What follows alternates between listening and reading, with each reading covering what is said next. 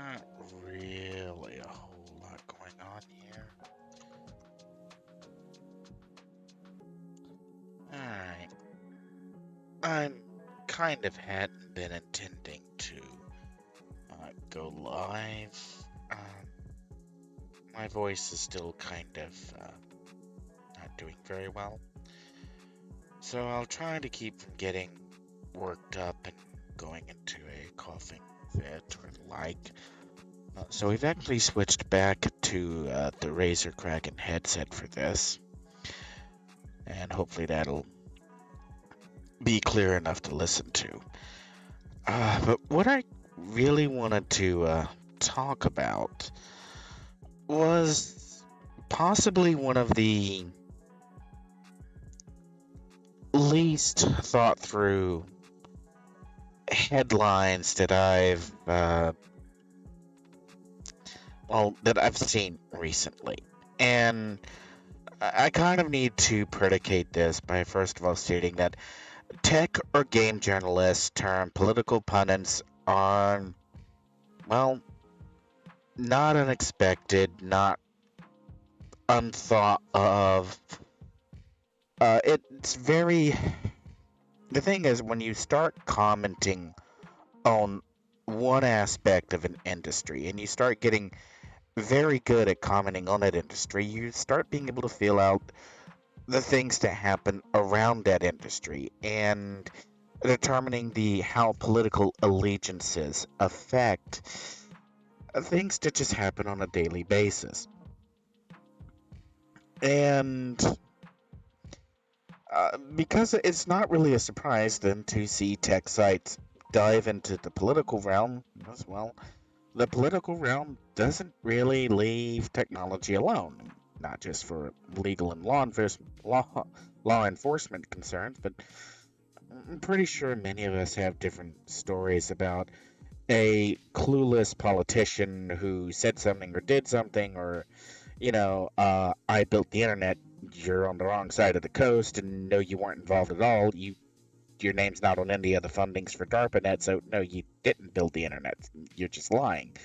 It's kind of crossovers like that.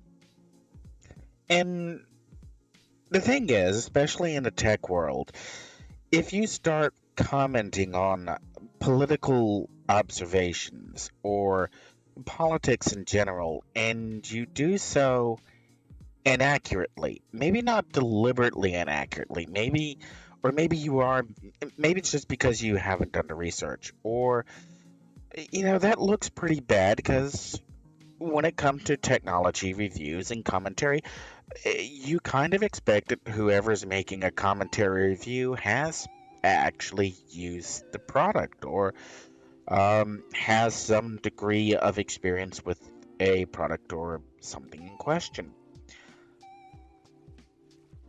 And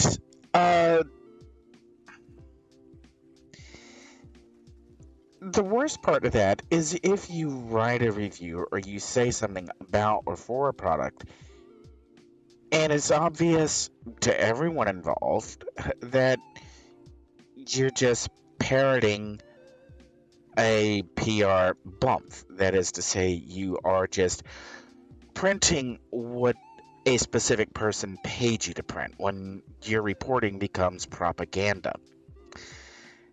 And when that happens, you become like Tom's Hardware Guides.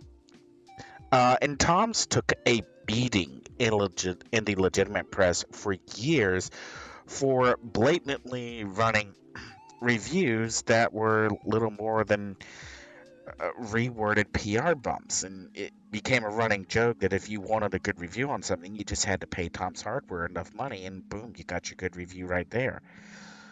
And on the flip side of that, you have people who can't be bought, who give their honest reviews on everything, and then look at the manufacturer, go, I can help you fix this, and the manufacturer goes, we're not interested in getting it fixed. We don't want to solve problems. And if you read between the lines and going, you're talking about Nvidia, damn right I am. Nvidia is not interested in fixing a single problem they got. In fact, they're pretty much interested in torching anyone who says you've got a problem. So that doesn't really go where I just head desked and could only comment with a laugh. You don't believe what you're writing, right? Or I know you don't believe it because what you just said is full of it. And again, I find myself having to step back and putting a little bit of. Yeah, I'm kind of checking the badges that I need. Yeah, I do need badges. Um, I'm trying to. It's thing is, if you go to my Twitter feed, if you can access my Twitter feed, which this will become very pertinent to the rest of this evening's monologue in a minute or so. If you go to my Twitter feed, you'll find that I follow people who are very anti Elon Musk. You will also find a number of anti Elon Musk posts that I've made myself. I am on record in a number of locations calling Elon Musk a scammer and a confidence artist. I openly follow and share information from people who have calculated the numbers to prove mathematically that per car built, the Tesla any model is the least safe car on the road. I've worked out the calculations myself and linked to others who have done the calculation to show that the Tesla batteries are so ecologically destructive that in order to do more damage in a petrol powered car to the ecology of any given area, you'd have to go find a Land Rover V12, the one that was never actually produced, and run it for several years on end at maximum revs. I think the number is like, if I recall correctly, like 8 years on end to match the amount of harmful emissions that are created in the construction of the Tesla batteries. The Teslas are not environmentally friendly, never have been, and never will be. This is the kind of thing that I'm known for pegging down Elon Musk over and over and over and over. The only nice things I've had to say about Elon Musk in the past have been he knows how to hire the right people to get a job done. Elon Musk can't program a spacecraft, but he can hire people who can program a spacecraft. Elon Musk cannot run an internet service provider, an ISP. Elon Musk can hire people who can run an internet service provider. Elon Musk can't build a car. And the Tesla kind of proved that he can't hire anyone who can build a car. Okay, cheap shot. But this is the kind of thing that I'm known for on Twitter, for taking pot shots and then going down and running the math and things don't add up. But what I've never really been able to articulate is just what kind of scammer is Elon Musk? What's his goal? What are his motives? What's he up to? What's the long-term extrapolation? And these are things I haven't had clear answers for. And then I was rereading Dana Mab's Furry Adventures, DMFA. It's, uh, I'm not even sure she's going by Amber Panicchio anymore, but the artist Amber's always been one of my favorite artists. I think I've even got a sketch around here somewhere that she did. And when I was rereading the comic, and this is just killing some off time while I was waiting on something, and it shouldn't, if you've been watching previous streams, it shouldn't be too hard to imagine what exactly I was waiting on to go forward. And I got to a part where a character, Biggs, who is the leader of the Twink territories, and if you need context for that, you really should read DMFA. And and at one point he just makes a statement, "Oh, it's a real life fake it till you make it scam." And I kind of, that kind of stuck in my head, fake it till you make it. And that sounds a lot like Elon Musk. Consider for a minute that Elon Musk is a cold, heartless, callous person, you have to be that kind of person to willingly sell somebody an automobile that could end their life by crashing or catching on fire or exploding. You've got to be some kind of you are a jerk if you can do that and sleep at night. You are. I lost all respect for Elon Musk when I actually had a go at looking over a Tesla, and I've damaged enough cars and had to sort through enough junkyards to repair cars that I've damaged to know that Tesla build quality is possibly the worst factory build I've ever seen. But this is nothing new. There have been so many complaints about Tesla build quality. But in thinking, just stepping back and looking at it for a second, Elon Musk, because of the Tesla automobiles, because of the extensive amount of litigation that goes into any person who has anything to say that's derogatory or truthful about the Tesla automobile, because of the shots at BBC Top Gear under Clarkson, which resulted in one of the more hilarious of the later Clarkson episodes, in which he's accompanied on a review of a Tesla by BBC lawyers who are continually advising him to not go there. With that kind of behavior in mind, take a step back and look at the rest of the car ecosystem. Look at the battery ecosystem for a second. Today we're talking about sulfur iodine batteries as a reality, not as something that's going to be done by 2025 or 2026. This is something that you can already buy a sulfur iodine battery device from, I think, Nightcore today, not sometime in the future. Think about automotive safety. You can now buy a Kia.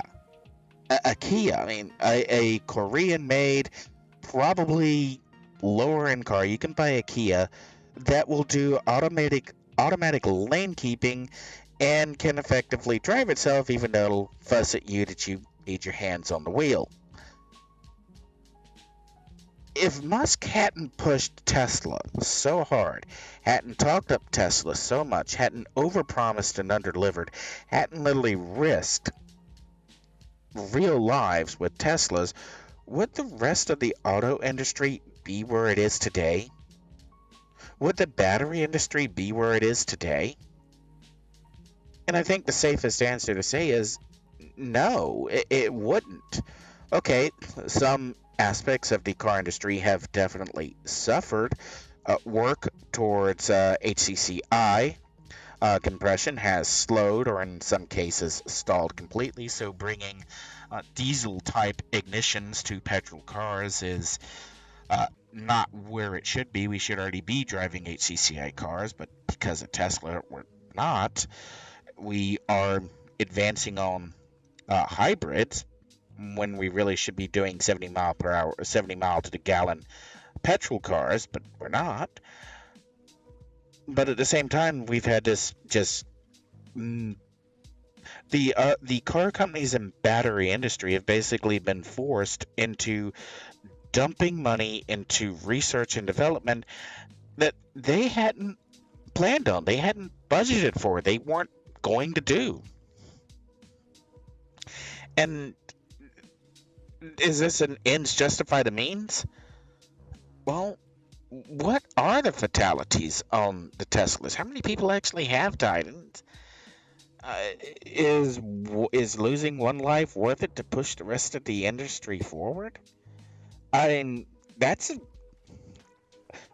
I wouldn't want to think so, but the results kind of speak for themselves. Is the car industries and the battery industries got a fire lit under them by customers who demanded that they deliver what Tesla said it was delivering. And now we look at Starlink. We had all these complaints about Starlink satellites are cluttering the higher atmospheric conditions, it's space debris. But today, regardless of where you are in the world, if you have a Starlink connection, you can get internet speeds that are putting, at least in the United States, existing cable and DSL providers to shame. I mean, Comcast now looks like a dial-up modem compared to Starlink. So either Comcast has to get off its butt and upgrade its services, which it's doing, or it starts losing more customers. You have pressure put on T-Mobile, you have pressure put on Verizon, you've got pressure put on AT&T. Suddenly, because of Starlink just being operational, even in its arguably infant stage, has forced the big industry movers, at least in the United States, to suddenly go, uh-oh, we're about to lose market share. That's a problem. That's a problem for those vendors. They weren't planning on upgrading their networks this quickly. They weren't going to upgrade their networks this quickly. I mean, if Verizon had had their way, we'd still all be on trunking cell phone connections from the 1980s. And what it kind of comes back to, for me, is to reference another webcomic, Mark Stanley's Freefall. There's a point where one of the main characters, Florence, she's having to do something, and she goes, I never thought that I'd want a larcenous alien squid to be my backup, but here I am. And then later on, Florence makes another observation.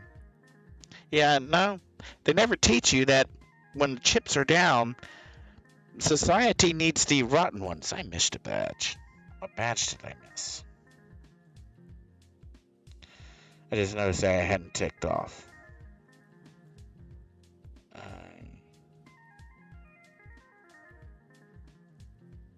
Oh, that's the one I missed.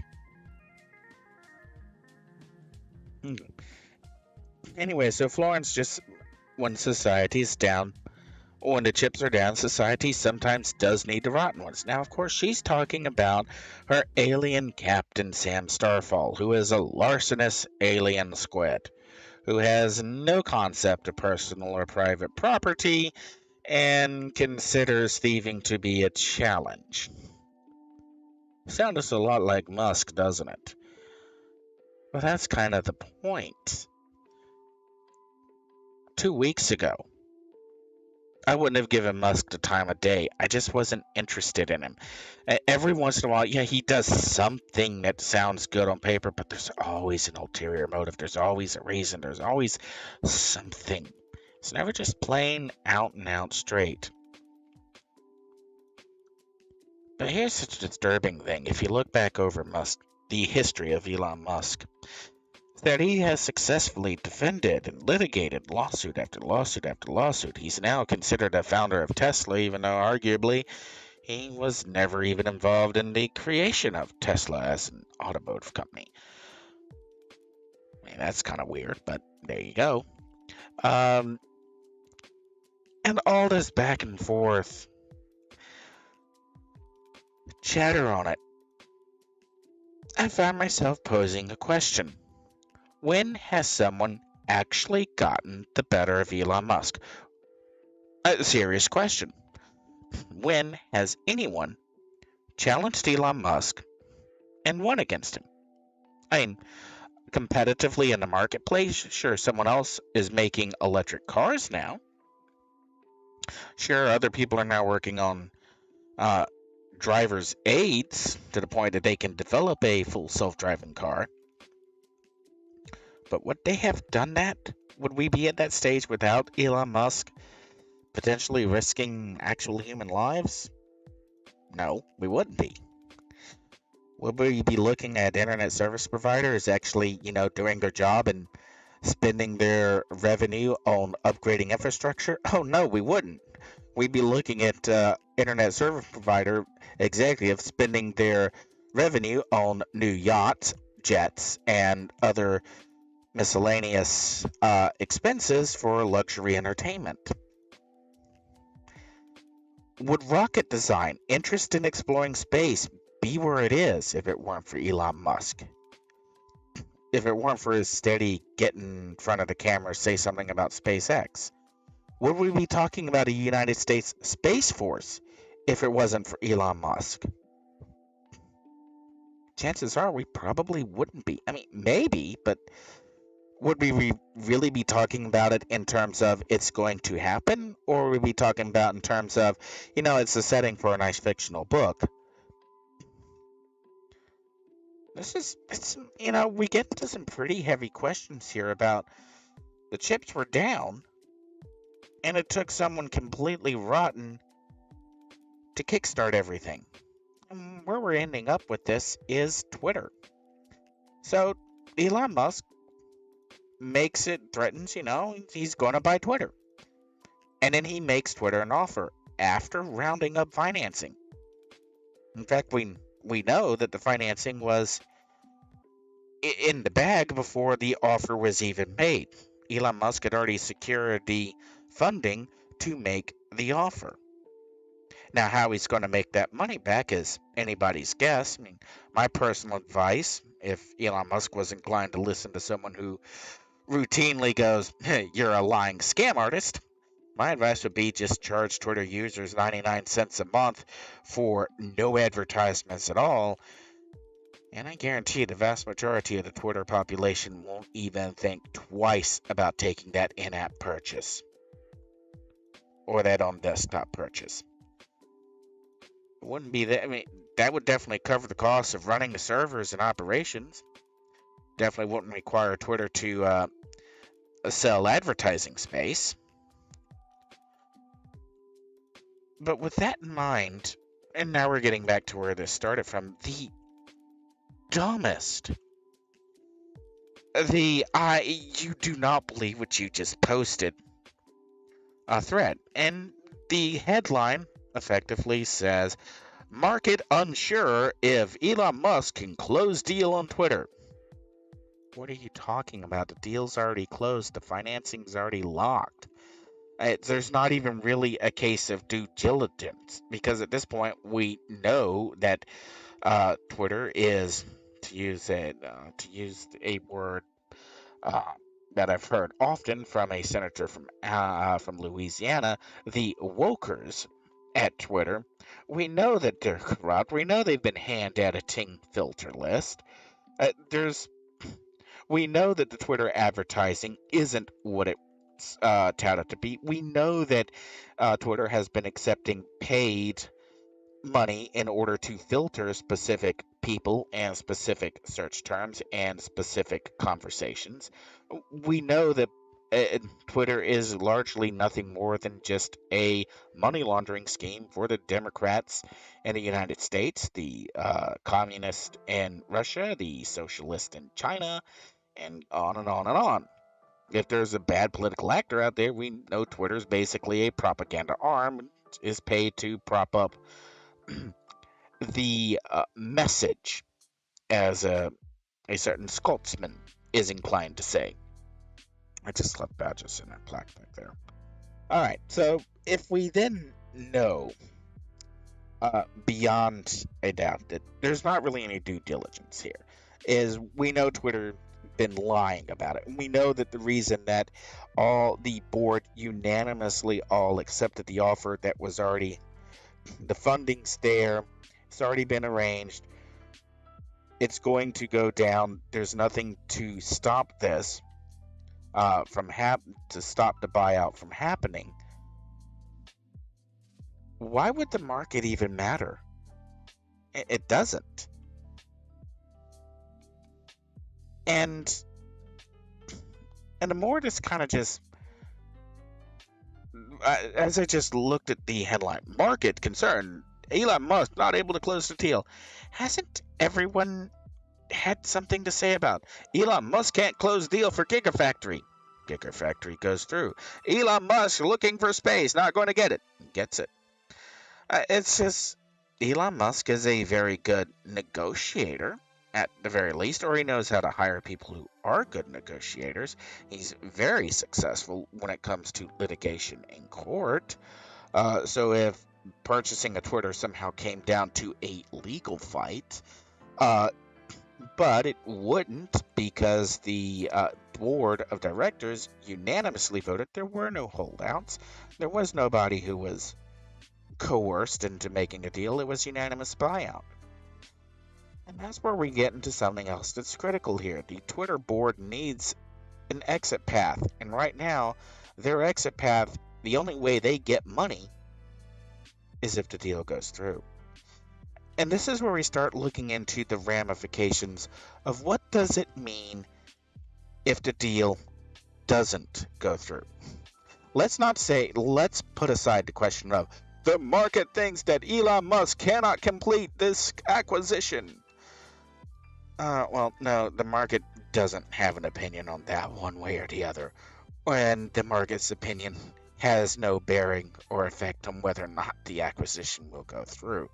Elon Musk had the funding before he even made the offer. Okay? So, what does it actually mean?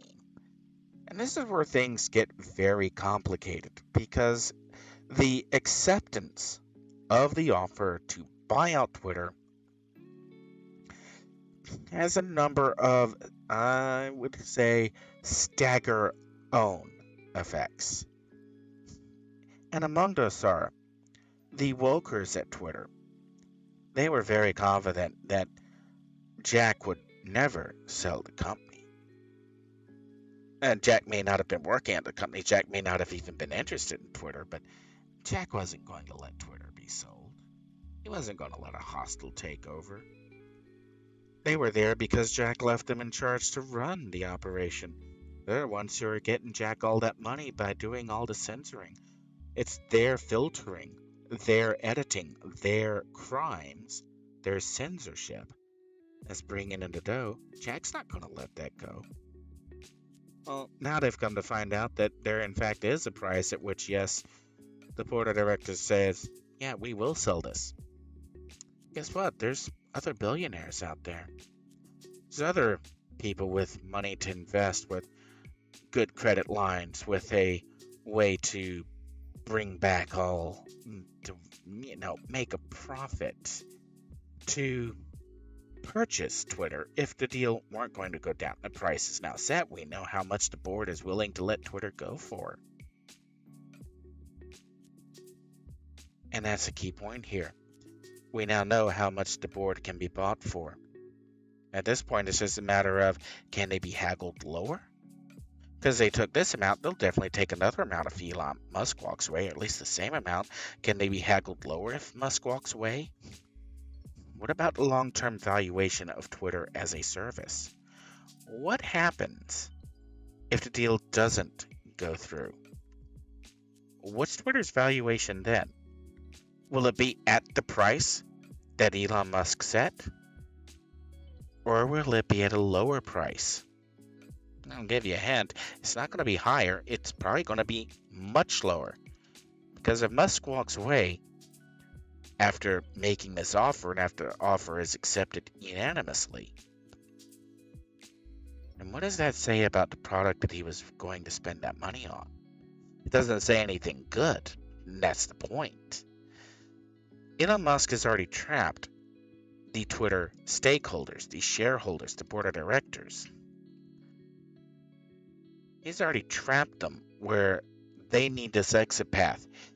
If this deal does not go through, if they don't see it through to the end and get the payout that Elon Musk is promising, they're going to get far, far less from any other vendor, from any other buyer, from any person with that kind of money, from any corporate entity with that kind of money to throw at them.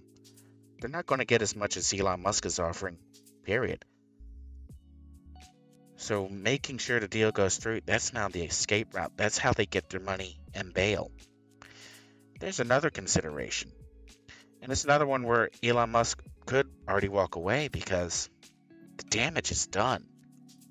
Simply by the board unanimously accepting the offer of purchase. What's happened? I can tell you exactly what's happened.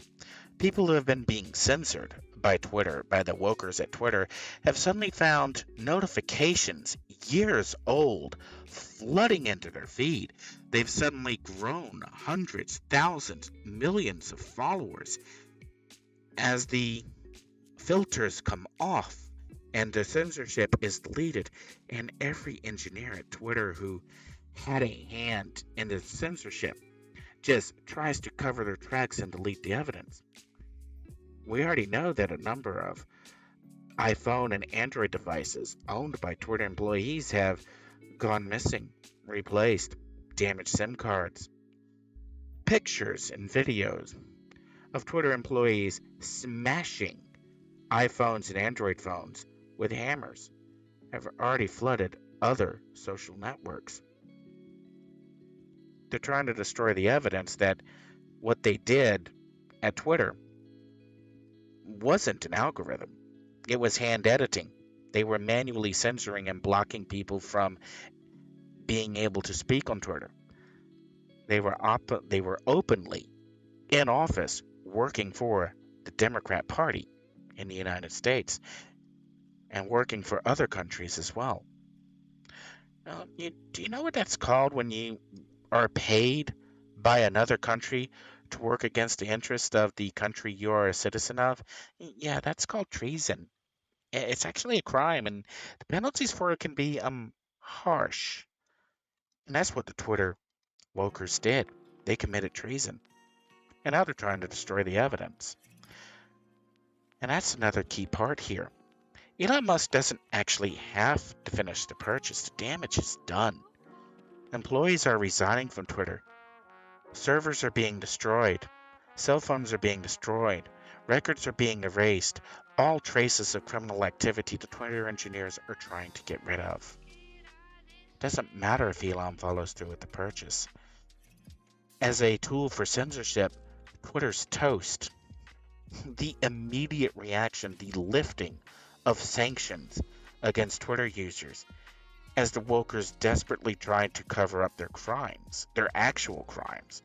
Because, again, if a Twitter woker actually took a paycheck for censoring a U.S. citizen at the instruction of a foreign government, say Putin in Russia, from his administration, or from the Chinese Communist Party, if a Twitter user or a Twitter employee in the United States took money for that, implemented that change while they were on the clock on U.S. soil, then they knowingly committed an act of treason against their fellow countrymen. That's a pretty severe charge. And unfortunately for the Twitter wokers, it's one that log files and cell phone cameras and security cameras have already caught them in action on. Would they actually be prosecuted? Not under the current administration, which is probably a blessing, but a future political administration might have something to say on that. Did you take money from President Xi's office? Did you knowingly censor? Did you filter out the Uyghur genocide? Did you knowingly destroy evidence of the Hunter Biden laptop? Did you manually filter people talking about the Biden laptop? Did you manually turn off conversations about the Biden family corruption? Because if you did, and you did so on the paycheck of a foreign government, you committed treason. It's that simple. You accepted money from a foreign government to actively sabotage your own countrymen, assuming you are a U.S. citizen. Now, if you're not a U.S. citizen and you're working in the U.S. on a green card and you're employed by Twitter, that raises a whole other series of very serious criminal charges. And that's what that's what the executive staff, that's what all of the wokers are so desperate to avoid, is not just necessarily being asked in court, but having a forensic investigator walk in, set down a little plastic bag, and they look at it and go, "Is this your iPhone?" You go, "That's not my iPhone." "Well, memory chip says it's yours." We smashed the memory chip. That didn't really stop an actual forensics recovery specialist. It doesn't. But that's what they want to avoid. So bringing this back to when I saw the headline that the market was somehow not confident that Elon Musk was going to close on the Twitter deal, I just couldn't help but stare and going, whoever wrote this, if they believe it, if they actually believe what they wrote, then they got bigger problems that I am in no way qualified to deal with. I'm not a clinical psychologist. I'm not a clinical therapist. But if they don't believe it, if they knowingly put up a false article about Elon Musk not being able to close the deal on Twitter to sow fear, to sow uncertainty, to sow doubt, that's some place where I am very well qualified to give some insight on. It's also where I can start asking some more pointed questions. Did someone pay them to put that article up? Because if someone paid them to write something that they know is false, and they posted it anyways, well, that raises a whole suite of other questions that just need to be asked. Who paid for it? When did they pay for it? And if those questions can't be asked, can't be answered, or if someone doesn't want to let those questions be asked, why not? And no, I am kind of vaguing around which site this came from. Because it is a site that, and kind of going back to earlier in the thread, to a site that I do read because when they do an article on tech news, they're normally pretty reliable. They're pretty much on top of things going on in the tech world. When they do a product review or a product sale, it's or let people know about various things that are for sale. It's normally stuff that's, probably worth spending some money on. So it kind of hurts a little inside when you see a site, when you see a news site in particular or a tech site just destroy themselves over a political objective. It just kind of, why would you even post that? I mean, your tech content is really good. I mean, how much were you offered to pay to just throw aside any sort of credibility? I mean, really, how much were you paid? Was it worth it? Because there's an awful lot of people who, because they're in the tech sector and they kind of have an idea of what's going on in the tech sector, who are just going to look at that and go, this is a headline straight off of The Onion, straight off of the Babylon Bee, straight off of Hard Drive. This is the kind of headline that Google would stuff into a newsfeed knowing is false, but they're throwing it in anyways, hoping that 1% of everyone in research go, yes, Elon Musk will not close the Twitter deal because the market has no confidence. Do you even have any idea what that means? The answer is no, but I have to ask, do you have any idea what the market means? I missed a black up here. Step level 4 right there. And the answer is, in most cases, no, they have no idea at all. Alright, I'm gonna call it there because I think I've covered the topics that I want to cover. Now, okay, if I had the chance to sit down and interview Musk over his Twitter deal, are there any questions that I would want to actually ask him? Well, no, but there is one suggestion I would strongly make. I got asked recently, how much does it pay to censor for Twitter or Google? And I kind of went, you're not asking the right question. Because Google, Twitter, what's the Chinese one? Weibo? Uh, the various social networks, or at least the U.S. national social networks, don't actually pay anyone to censor content. They don't. There's no head censorer. There's no person who's charged with the Ministry of Truth. There's no DHS head of misinformation dissemination. Rather, what they do is they hire a software engineer, but they don't hire them to actually write software. They hire a software engineer whose then job is just to make hand edits, to interfere with communications, to delete conversations, to prevent information from being transferred. Now, if you're not picking up on what I'm laying down, is I'm saying that they're paying people the software engineer rates to do the censorship job. It's that simple. They're not paying people to be software engineers. They're paying the people who have the linguistic skills to figure out what's being said and how to stop it, to sit in an office and filter and censor Twitter users. That's how they're getting away with it. Now, how to prove this?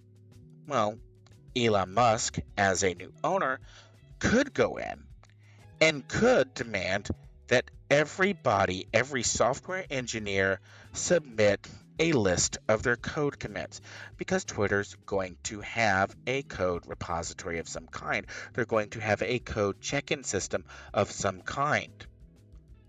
So all Elon Musk has to do is just say, I want to see your history of commits. I want to see every code change that you actually implemented. Now, as we know right now, they can't actually provide that commit history because the servers are being erased and the records are being destroyed, which that in and of itself is going to raise all kinds of, you have no code commits whatsoever. Okay, I'd like you to write me a sample of code right now. I want you to, and just give them like a something that could be done in done in the Qt editors. Say like, I want you to write a quick application for searching a database. Now, since most of these software engineers are not actually software engineers, but people who are being listed as software engineers but are actually linguistic censors, they won't be able to perform a simple task like writing a quick application to do a quick database search. They just won't be. Okay, and to be fair, not everyone who's good at scripting is necessarily a programmer. Not every programmer is good at scripting. But again, this is where we're talking about Elon Musk, who has been hanging around with some of the smartest programmers and database users on the planet. Say what you will about SpaceX, figuring out the trajectories, everything to make the rockets work, is not a simple or easy task. And push comes to shove, Elon Musk could just have some of these SpaceX engineers who do know a thing or two about computing at the scale that Twitter does computing at to come in and have them ask their own questions and ask for code examples, which they won't get because Twitter wasn't actually hiring software engineers. And that's how if I was in charge, how I could go about proving that the employee base isn't what Twitter claimed, or isn't what the Twitter executives claimed they were. Now, what's the next step after that? Well, once you've already sorted out that the software engineers who are being paid software engineer rates are not actually software engineers, then we're sorry, your services are not required. You do not fulfill the requirements for this position. You can go to school, get the requirements, and come back, but for now, goodbye. And to be fair, that will probably knock out a significant portion of Twitter's software engineer base. I'm not going to say it's going to knock out all of it because, well, some of Twitter does work, so they do have some people there who know one end of the IDE from the other.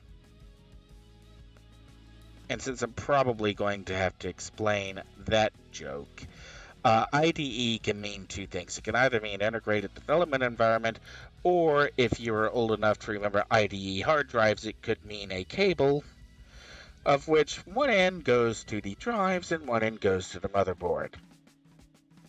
Yes, I am suggesting that the vast majority of Twitter staff wouldn't actually know how to plug a hard drive into a motherboard. I am saying they are that technology illiterate because they weren't hired for the technical chops.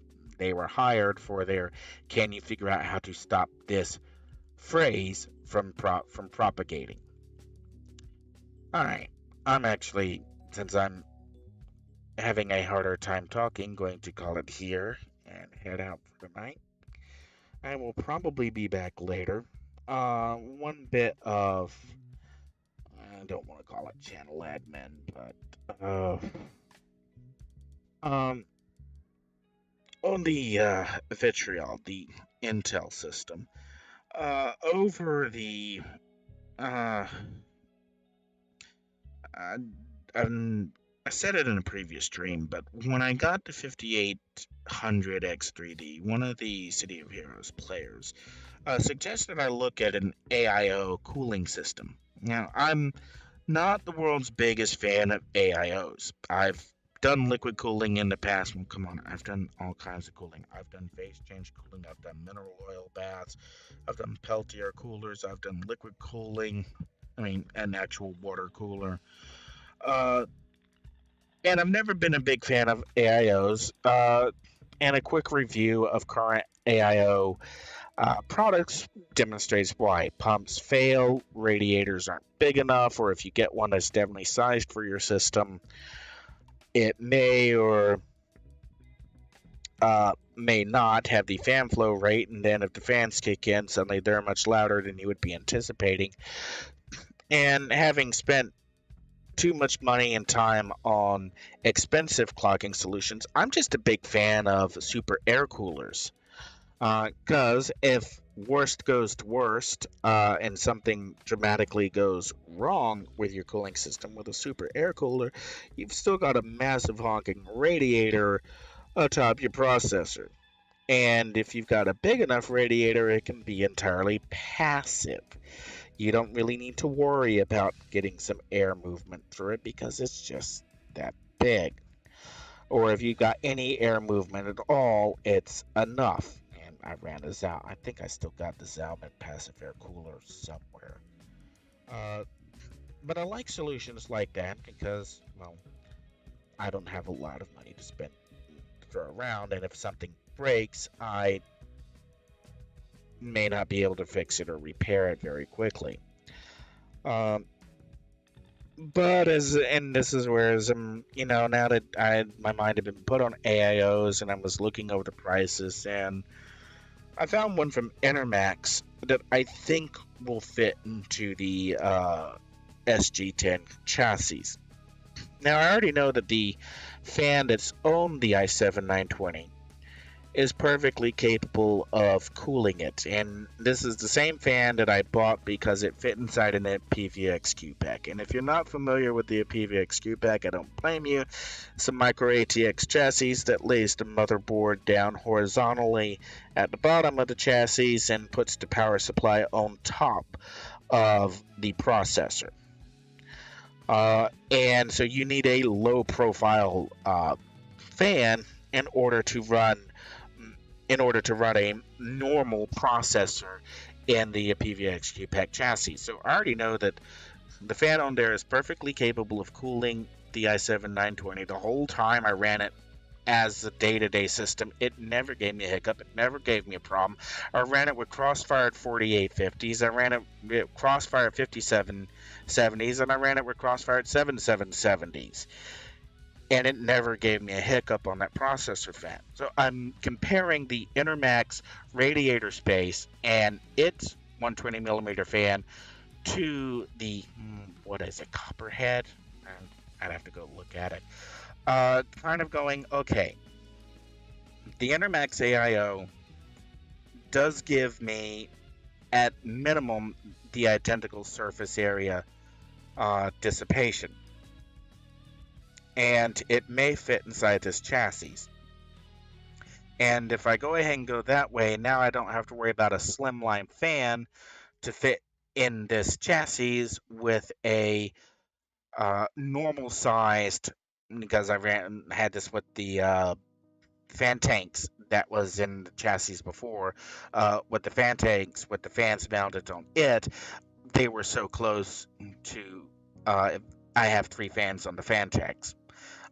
With the third fan on it, it's so close to the um, exit to the exhaust, how the SG10 is set up, that I need a slimline fan anyways. Now, I do know that if you're doing that, you probably this is probably why not 2SL's the slimline fan. Uh, and you don't. I didn't really need that third fan on the fan techs, but that's just how I had it set up. Because I just counted on that third fan to be close enough to close that gap.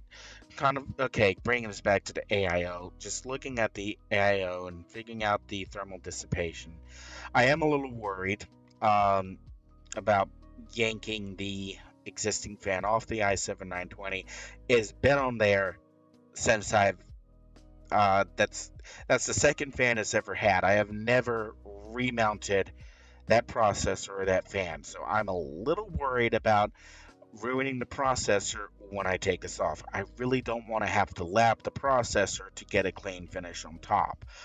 Uh, I picked up some Noctua thermal paste. I know that the I've got some Arctic silver around here, so worst comes to worst, I thermal paste it, and when I'm assuming that the AIO coming in will have some thermal paste with it.